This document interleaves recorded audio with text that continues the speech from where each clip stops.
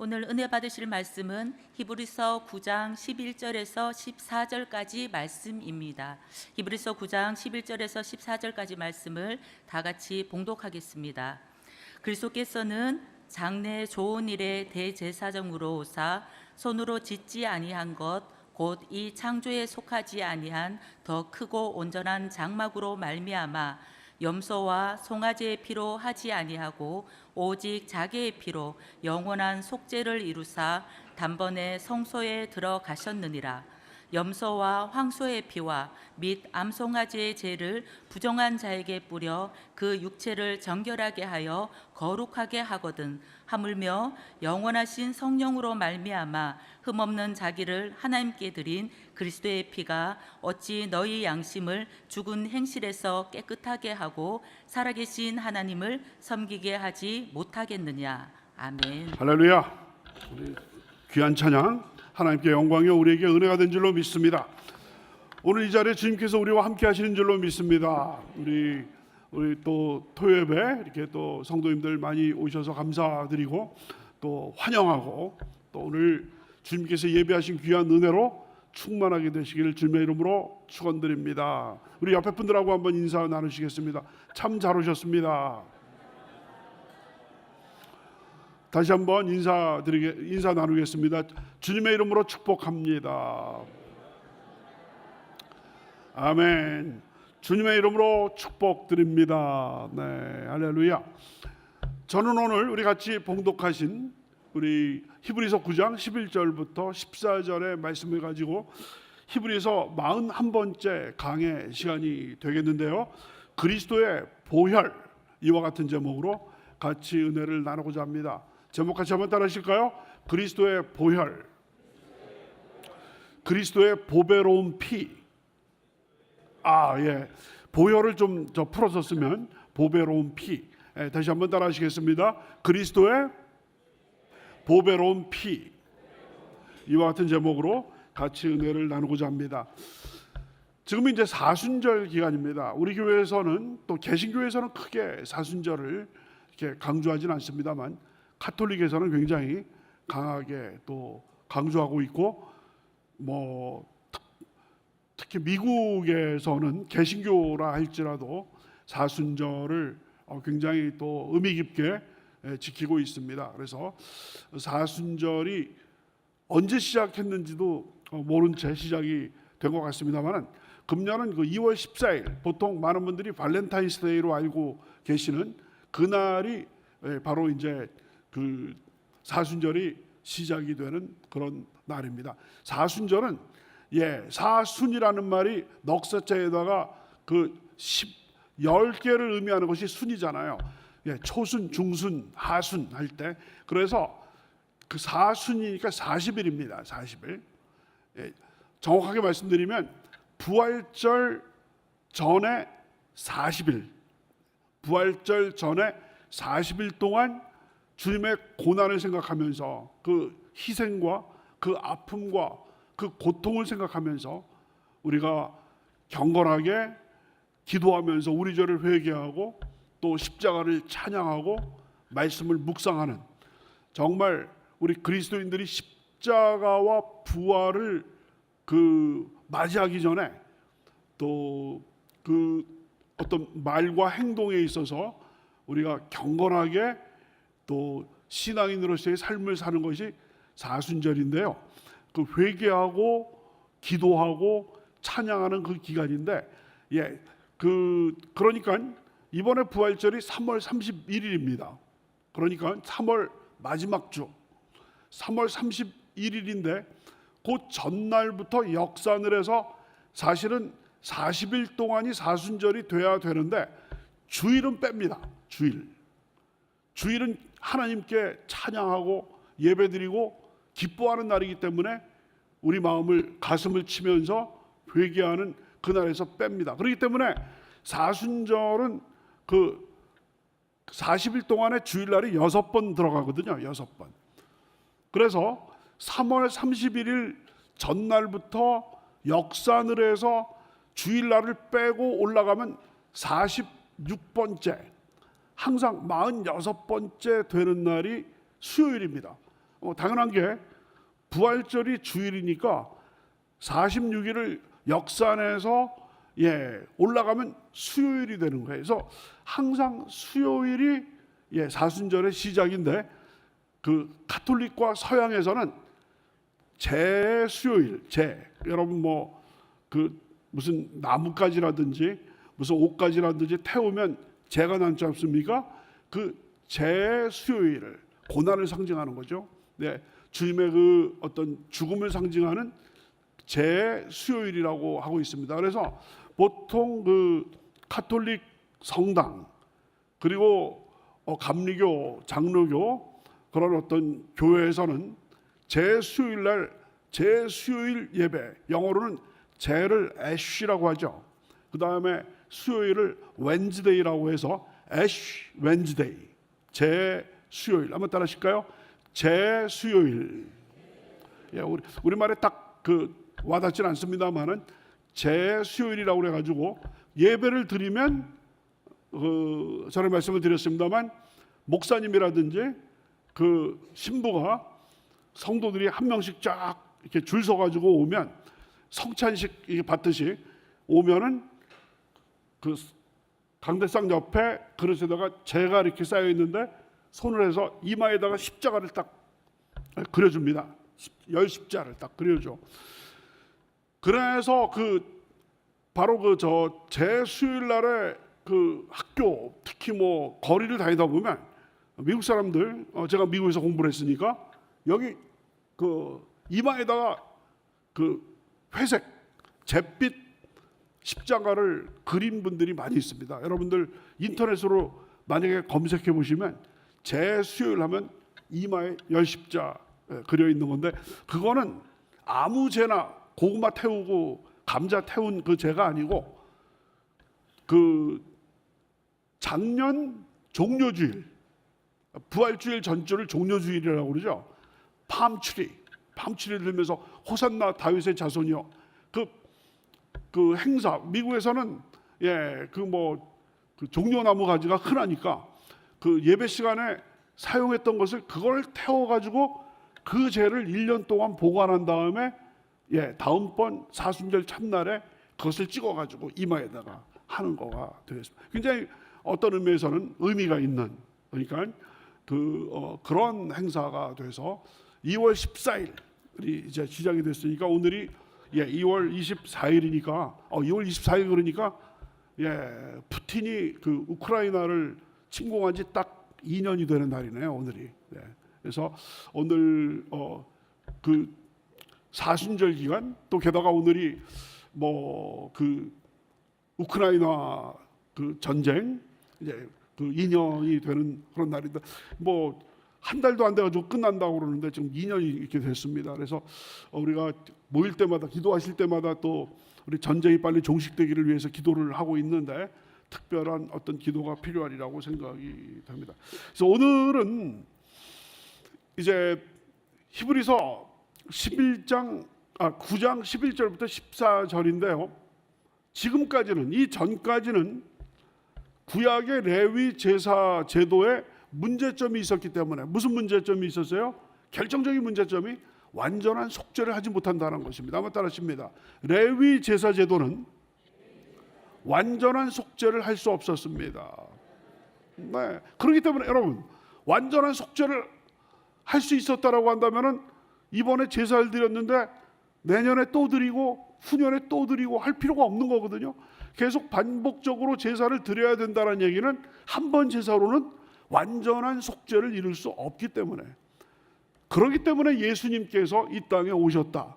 이 얘기를 지금 9장 10절까지 지난주까지 쭉 하게 되었습니다. 오늘부터는 그럼 과연 그 예수님께서 멜기세덱의 반차를 따라서 이 땅에 대제사장으로 오셔서 무슨 일을 하셨는가?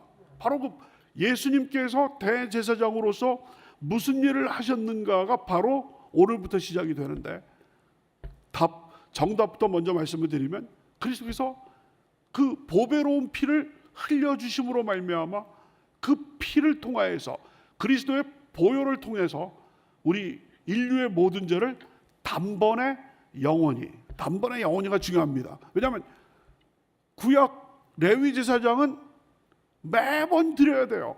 매일매일 드려야 되고 매년 드려야 돼요. 왜요?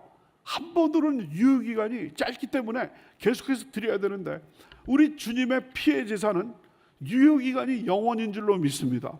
한 번 제사로 영원히. 저희 어렸을 때 예방주사, 홍역 예방주사 딱 맞으니까 일생 동안 다시 안 맞아도 되는 그런 것처럼, 예수님의 그 십자가는 아주 영원한 보혈의 피. 그래서 오늘부터 이제 예수님의 피가 계속해서 강조되게 됩니다. 그래서 오늘 제목이 그래서 그리스도의 보혈.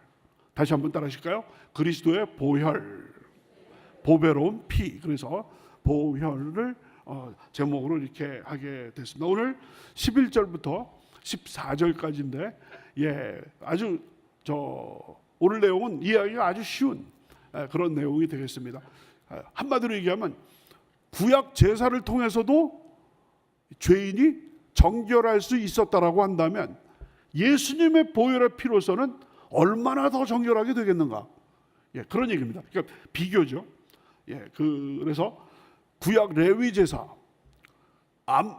암소와 염소와 송아지의 피로 죄를 얼마 정도 사할 수 있었다라고 한다면은, 보배로운 하나님의 아들 예수 그리스도의 그 보배로운 보혈의 피는 얼마나 더 잘 살 수 있는가 하는, 하물며, 우리 국어 시간, 중학교 때 국어 시간에 하물며 무엇에서랴, 구약에서도 통했는데 신약에서 하물며, 신약에서는 얼마나 잘 통하겠느냐 하는 그 논리가 오늘의 논리가 되겠습니다. 그러면 11절부터 14절까지 한 절씩 우리가 살펴보면서 오늘 본문이 주시는 우리 교훈에 대해서 귀 기울여 보기를 바랍니다. 11절 다시 한번 읽으시겠습니다. 시작.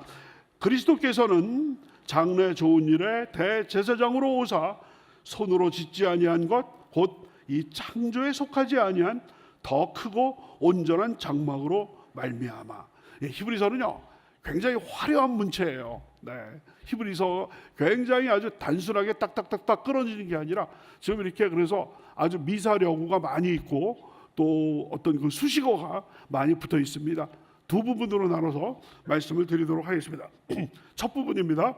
그리스도께서는 장래 좋은 일에 대제사장으로 오사.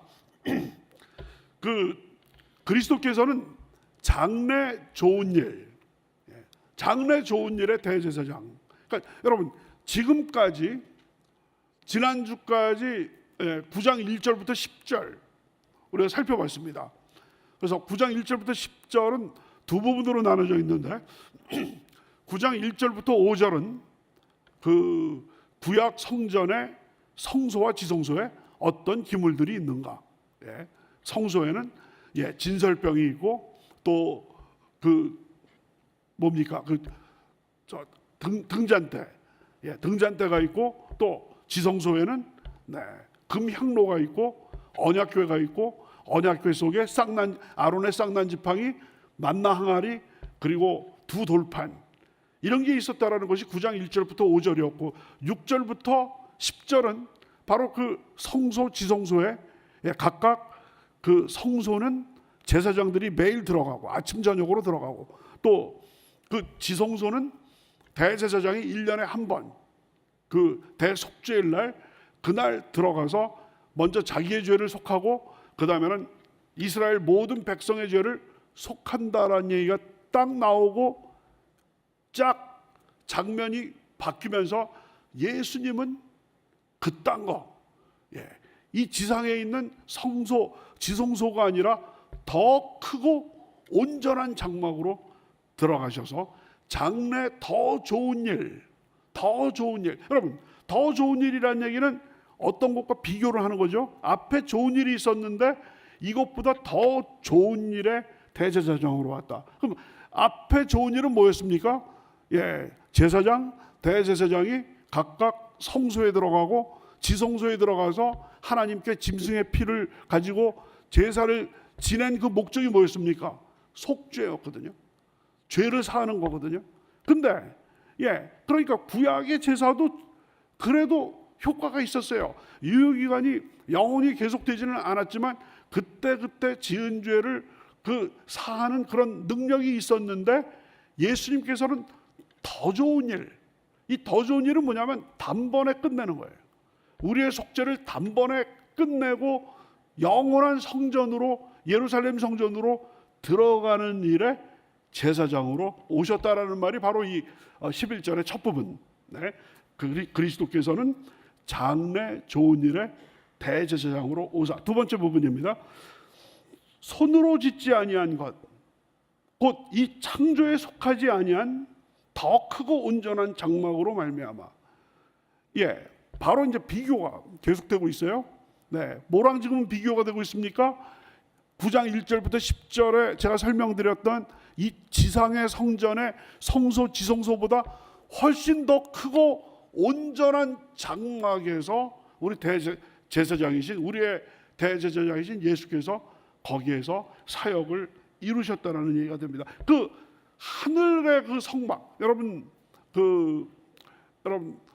히브리서 8장 5절에서 이 땅에 있는 장막, 예루살렘에 있는 성전은 하늘에 있는 성전의 모형과 그림자라고 그랬습니다.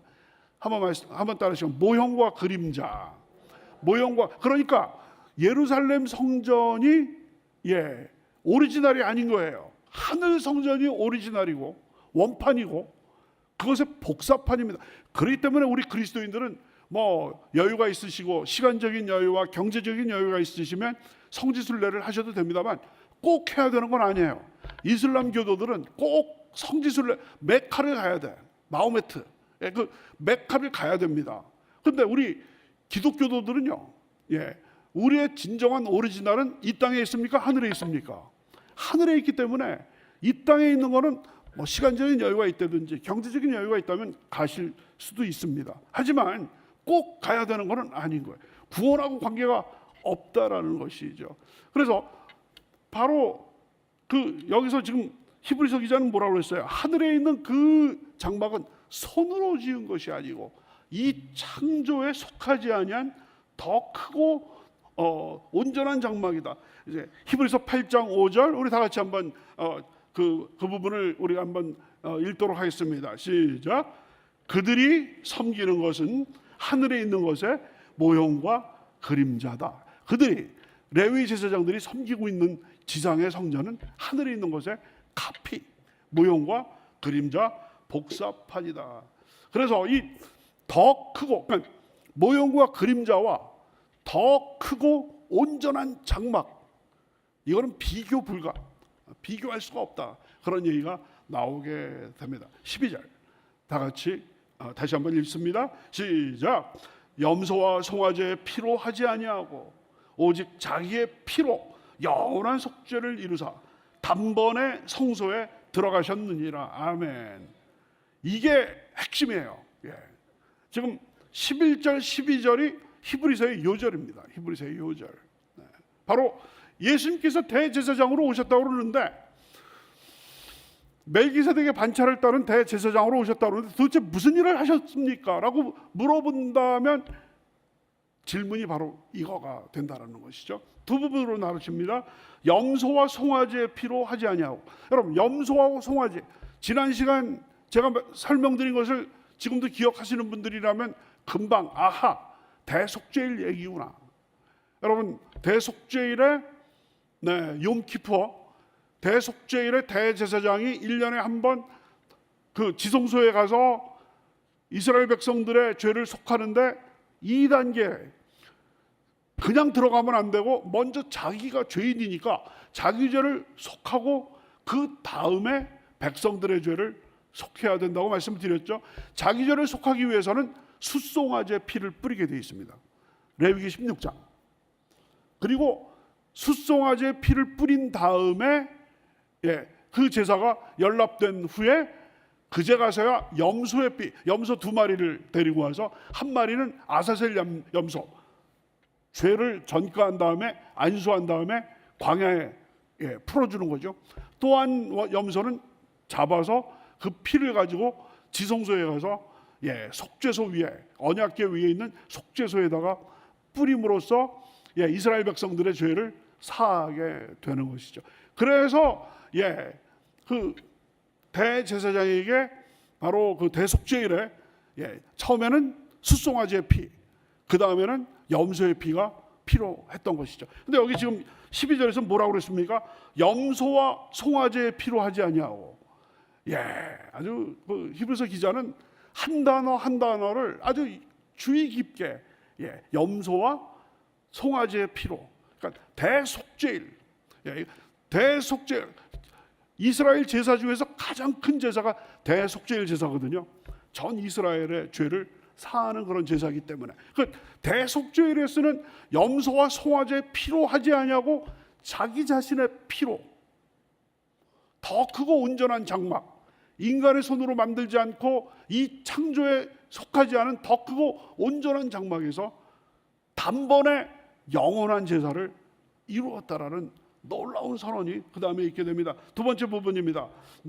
오직 자기의 피로 영원한 속죄를 이루사 단번에 성소에 들어가셨느니라. 영원한 속죄, 두 번, 세 번 반복이 필요 없는 영원한 속죄, 단번에, 두세 번이 필요 없는 단번에. 기가 막힌 말씀입니다. 한번 따라 하십니다. 영원한 속죄를 이루사 단번에 성소에 들어가셨느니라.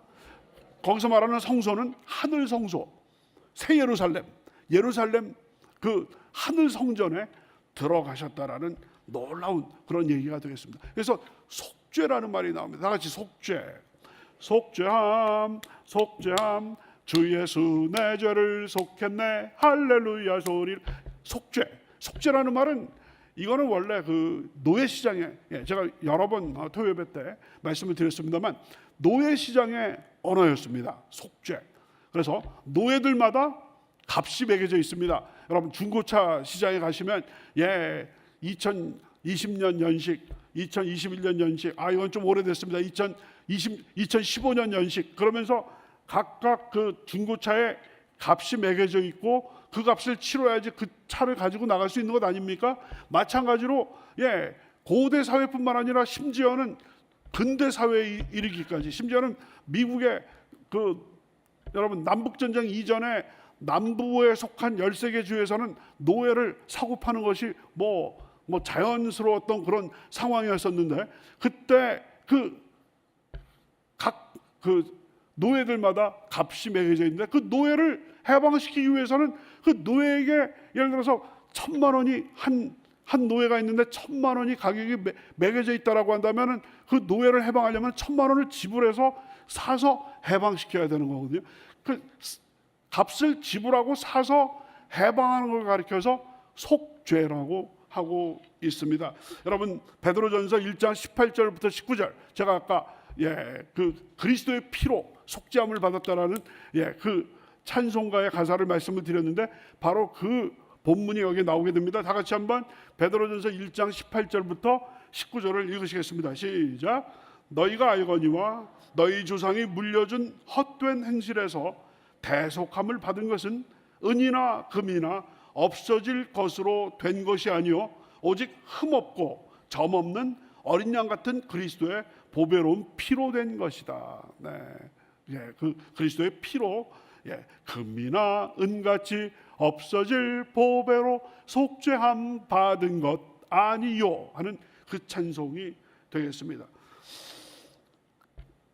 히브리서가 가장 강조하는 제사장이 여러 명 있어야 되는데 예수님 한 분으로, 예수 그리스도는 어제나 오늘이나 영원토록 한 분이 동일하신 분이기 때문에 단번에 제사를 드렸다는 것을 강조한다는 것은 이미 제가 말씀을 드렸죠. 히브리서 7장 27절입니다.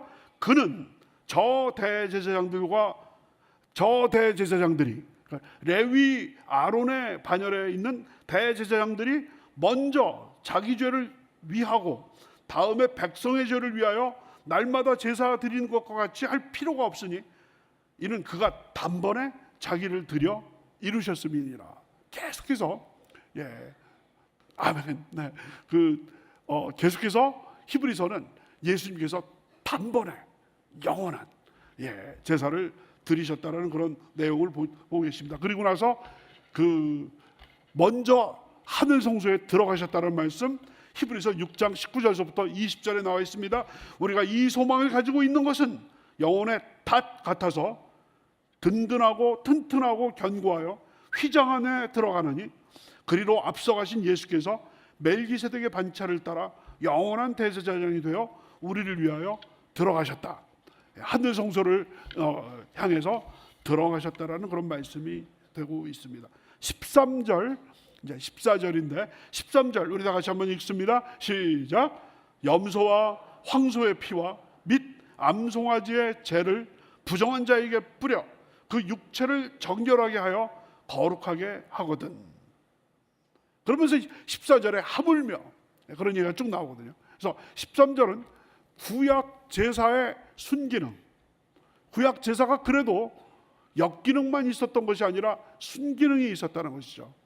여기 보니까 염소와 황소의 피, 염소의 피, 황소의 피를 들여서 우리의 죄를 사하는, 잠시뿐이지만 죄를 사하는 그런 어떤 효과를 가지고 있었습니다. 그 다음에 암송아지의 죄, 이 암송아지의 죄는요, 구약 민수기 19장에 보시면 그 규정이 자세히 나와 있습니다.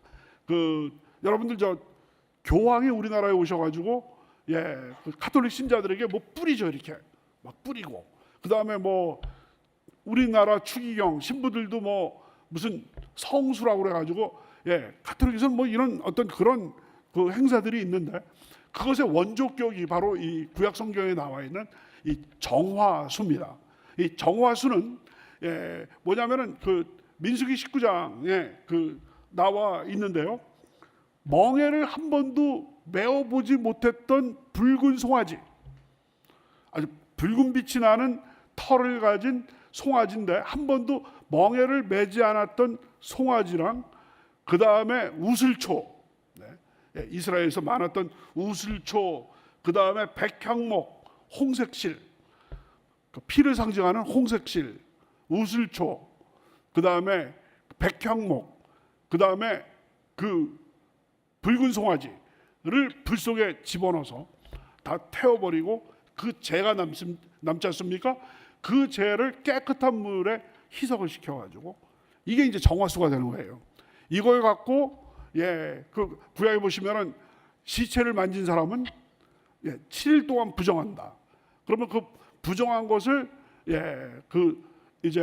이제는 정결하게 됐다라는 것을 보여주기 위해서 제사장이 7일 지난 사람이 여기 딱 오면 제사를 드리고 막 그러면은 지금 말씀드렸던 암송아지의 재 그거를 갖고 뿌림으로써 어떤 예식을 끝내는 거가 되는 거거든요. 그러니까 아까 염소와 황소의 피, 또 암송아지의 재로 그 부정한 사람을 깨끗하게 하고 순간적인 그 죄를 속할 수 있었다라고 한다면은 보배로운 피를 흘려서 나의 죄와 너의 죄, 우리의 모든 죄를 모두 다 사하시려 십자가 달리신 주.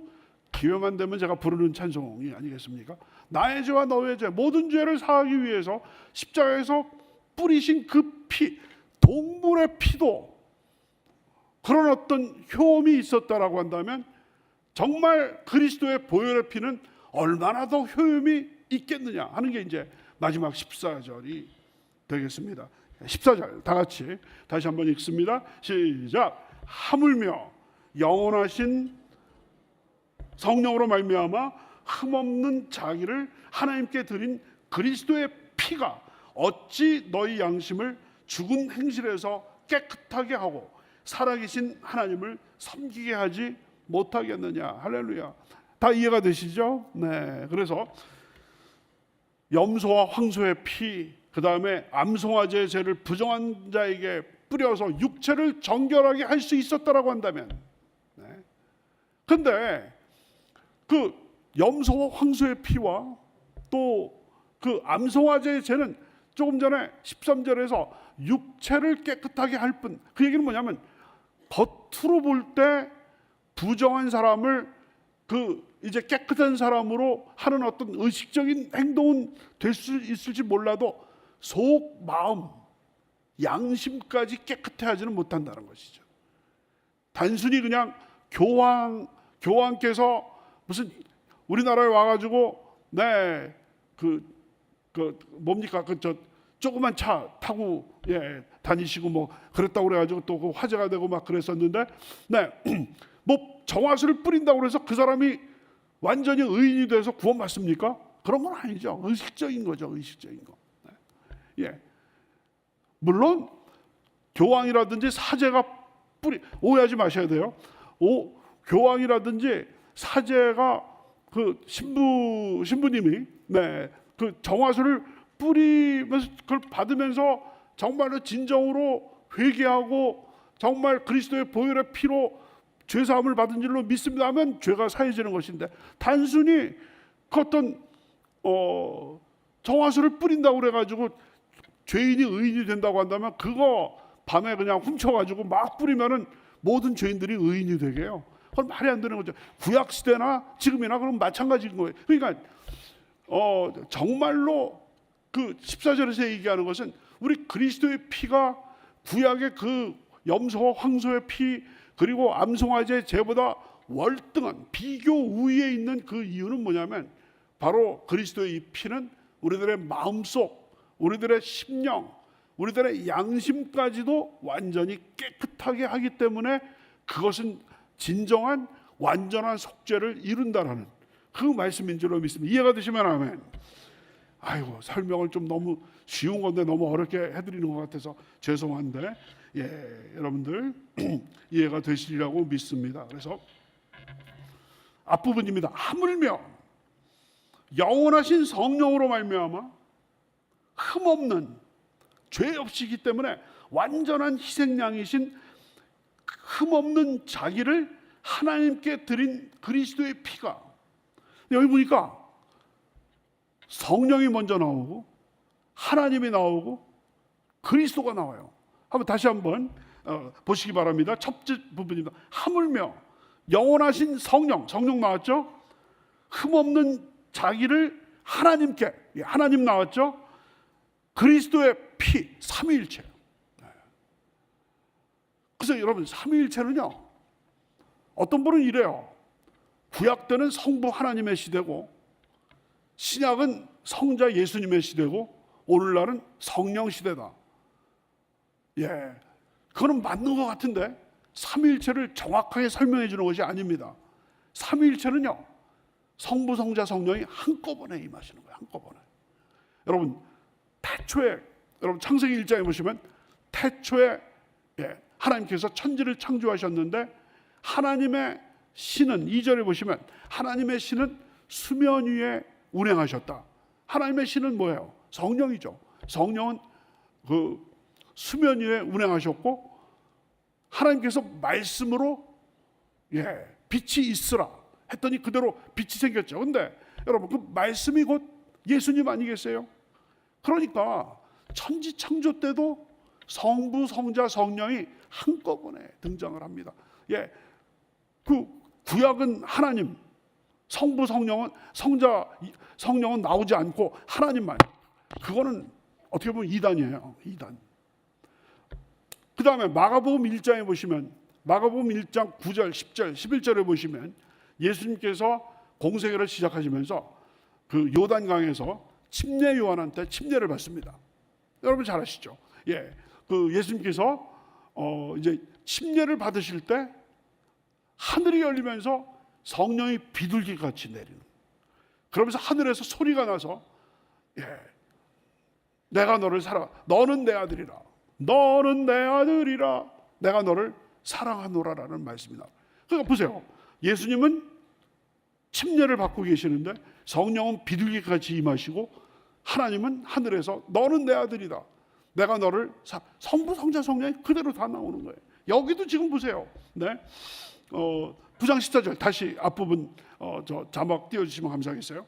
하물며 영원하신 성령으로 말미암아 흠없는 자기를 하나님께 드린 그리스도의 피, 십자가 사건에서도 성부, 성자, 성령이 한꺼번에 계셨다라는 것이죠. 이게 삼위일체예요. 이게 삼위일체.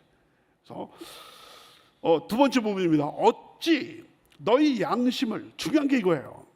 13절에서는 육체를 깨끗하게 했을 뿐인데, 겉모습만 깨끗하게 했을 뿐인데 우리 속사람까지 이는 너의 양심을 죽은 행실에서 깨끗하게 하고 살아계신 하나님을 섬기게 하지 못하겠느냐.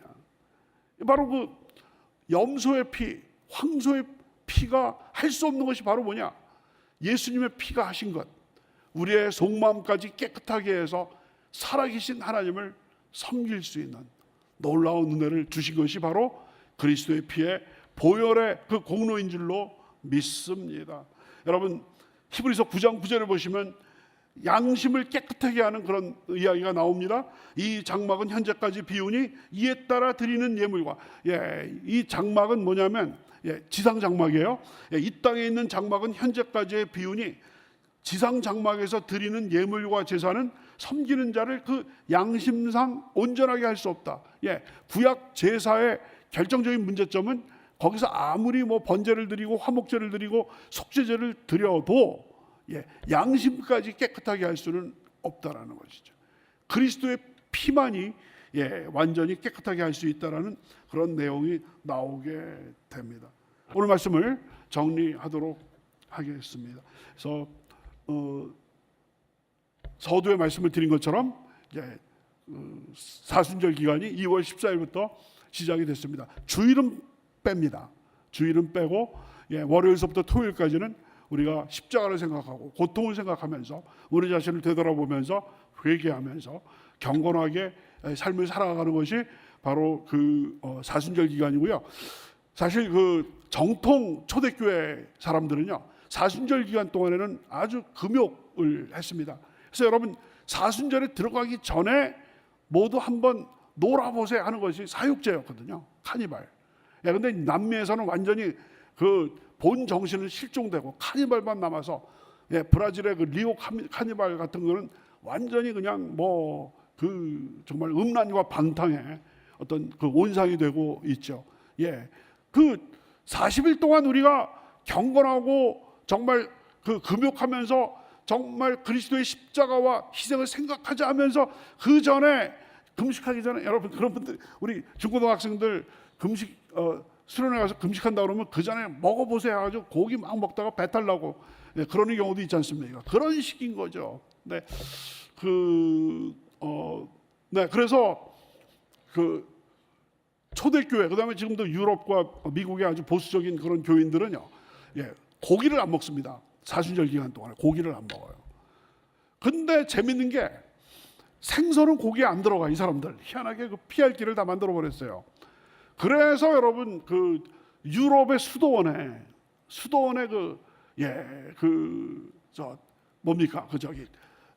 그 고기들을, 그 연못들, 그 수조들이, 그 기도원들마다, 오래된 수도원들마다 그 수조들이 아주 잘 돼 있는데 거기에 온갖 그 정말 그 방부제 쓰지 않고 항생제 쓰지 않은 진짜 천연 그 생선들이 즐비합니다.